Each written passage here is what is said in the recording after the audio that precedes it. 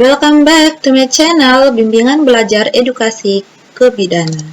Kali ini kita akan membahas tentang kisi-kisi SKB Bidan CPNS 2021 yang diselenggarakan oleh Midwifery Camp.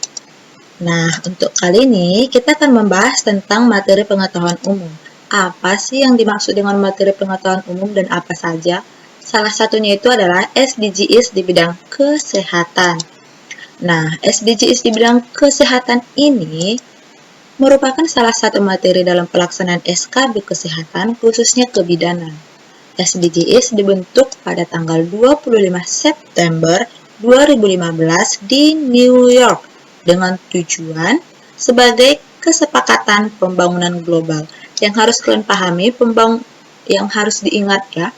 Yang harus diingat itu salah satunya adalah tanggal dibentuknya SDGs 25 September 2015 di New York. Selanjutnya kita bahas tentang pengertian dari SDGs. SDGs diintegrasikan dalam satu tujuan, yaitu menjamin kehidupan yang sehat dan mendorong kesejahteraan bagi semua orang di segala usia. Yang diharapkan, apa sih yang diharapkan pemerintah dibentuknya SDGs ini? Nah, yang pertama yaitu pengurangan kemiskinan, pembangunan berkelanjutan yang merata, dan mata pencaharian dan pekerjaan yang layak. Yang selanjutnya adalah akses merata kepada pelayanan dan jaminan sosial. Selanjutnya, keberlanjutan lingkungan dan mempertinggi ketahanan terhadap bencana. Selanjutnya, permintaan yang ditingkatkan kualitasnya dan akses merata kepada keadilan bagi semua orang. Beberapa target SDGs di sektor kesehatan yang perlu diwujudkan. Apa saja target pemerintah di bagian kesehatannya? Seperti itu. Yang pertama itu tentang gizi masyarakat. Yang kedua, sistem kesehatan nasional. Yang ketiga, kesehatan reproduksi dan KB. Yang keempat, sanitasi dan air bersih. Ingat, ada tentang gizi masyarakat, sistem kesehatan nasional, kesehatan reproduksi dan KB, serta sanitasi dan air bersih. Selanjutnya kita akan bahas satu-satu. Yang pertama yaitu gizi masyarakat. Nah, untuk gizi masyarakat ini nih, pada tahun 2030 pemerintah itu menargetkan atau membuat suatu target untuk mengakhiri yang namanya kelaparan dan menjamin akses pangan yang aman dan bergizi dan mencukupi bagi semua orang, khususnya masyarakat miskin yang membuat rentan terhadap bayi. Selanjutnya, mengakhiri malnutrisi atau kekurangan gizi. Hal ini merupakan target pemerintah pada tahun 2025, yaitu menurunnya yang namanya stunting. Stunting ini yaitu keterlambatan sistem tumbuh kembang anak. Jadi dengan usianya yang 5 tahun, dia tidak sesuai dengan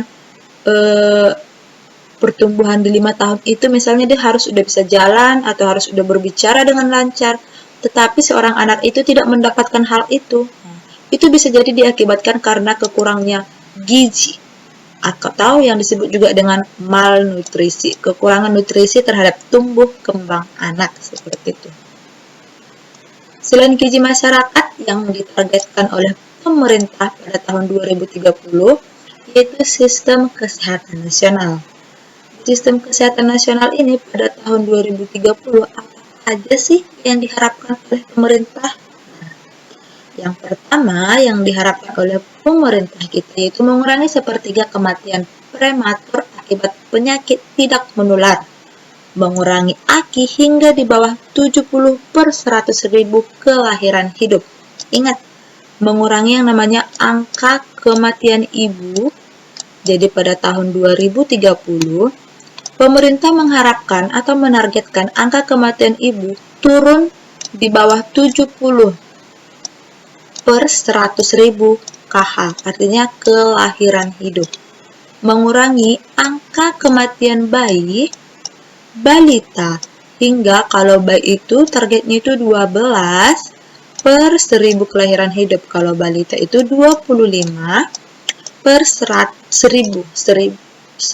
kelahiran hidup. Mengakhiri epidemi AIDS, tuberkulosis, malaria, dan penyakit menular lainnya, dan menjamin yang namanya akses pelayanan kesehatan. Ingat, ada target pemerintah yang namanya AKI, AKB, ada juga tentang balita dengan memiliki target masing-masing di tahun 2030, seperti itu. Selanjutnya yang ditargetkan pemerintah selain hal ini adalah kesehatan reproduksi dan KB atau keluarga berencana, yaitu menurunkan HIV/AIDS, TB, malaria, dan informasi kesehatan seksual pada remaja, akses kesehatan KESPRO dan KB, menjamin kesehatan gender, dan memberdayakan perempuan. Pemerintah juga memiliki target yang namanya kesehatan reproduksi, penurunan TB, malaria, dan edukasi seks, tentang pembelajaran edukasi seks terhadap remaja agar tidak menyalahgunakan, seperti itu. Sejak dini kita harus sudah memperkenalkan yang namanya edukasi tentang seksual. Banyak ya tentang seksual itu, baik kesehatan reproduksi, tumbuh kembang, seperti itu, hal-hal apa aja yang bisa didapatkan atau yang bisa terjadi pada seorang remaja yang memang harus wajib mereka tahu agar hal itu tidak berdampak negatif bagi mereka, seperti itu.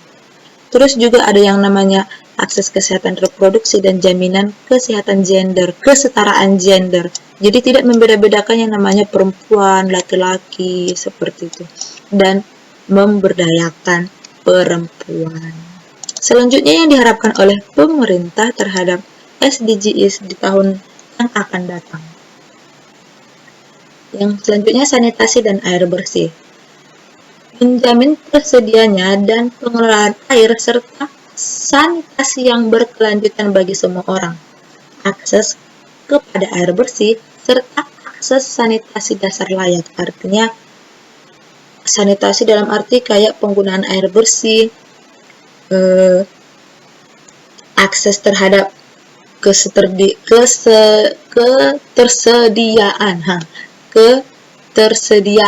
air bersih, seperti itu. Itu merupakan masuk ke dalam target oleh pemerintah. Dan baik, kita masuk ke soal. Negara Republik Indonesia ikut serta dalam SDGs internasional dengan tujuan menjamin kehidupan masyarakat yang layak. Salah satu tujuan tersebut dalam kesehatan, khususnya kebidanan, yang targetnya pada tahun 2030 harus mengalami penurunan kasus adalah kecuali. Yang harus kalian ingat ada kata kecuali dan merupakan target SDGs, tapi dia di bagian kebidanan. Nah, penurunan angka kematian ibu sudah masuk, penurunan kasus AKI sudah masuk, kasus balita, ya, tapi perhatikan apakah benar 25/100 kelahiran hidup, per 1000 ya, per 1000 kelahiran hidup. Pengurangan kemiskinan yang berkelanjutan, ya, menjamin perekonomian yang layak, ya, belum tentu. Kan dibilang tadi dalam masyarakat, yaitu dalam kebidanan atau kesehatan kebidanan. Yang memungkinkan keraguan di sini agak sedikit ragu-ragu, dan C. Kalau C tinggal target angka. Kalau memang pas 25 berarti pas lah 25/1000. Karena 25/1000 adalah target balita, maka yang C masuk dalam kategori mengurangi kemiskinan yang berkelanjutan. Menjamin perekonomian yang layak. Jawabannya itu yang termasuk dalam hal ini adalah kecuali. Yang masuk dalam SDGs. Kita jawab menjamin perekonomian yang layak. Ya, memang menjamin perekonomian yang layak, tapi bukan berarti dalam kebidanan dia sudah masuk ke dalam sistem perekonomian. Kalau AKB dan AKI termasuk, kasus balita termasuk, dan memang benar 25/1000 kelahiran hidup. Pengurangan kemiskinan yang berkelanjutan benar.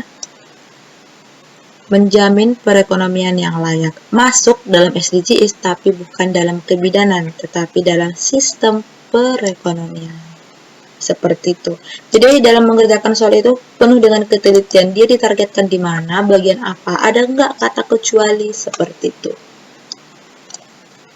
Oke, thanks for attention. Jangan lupa subscribe, like, dan komen di video-video YouTube kita. Dan jangan lupa untuk bergabung di grup channel ada di Telegram dan masuk dalam market kita yaitu di Instagram midwiferycave atau bisa kunjungi TikToknya midwiferycave juga.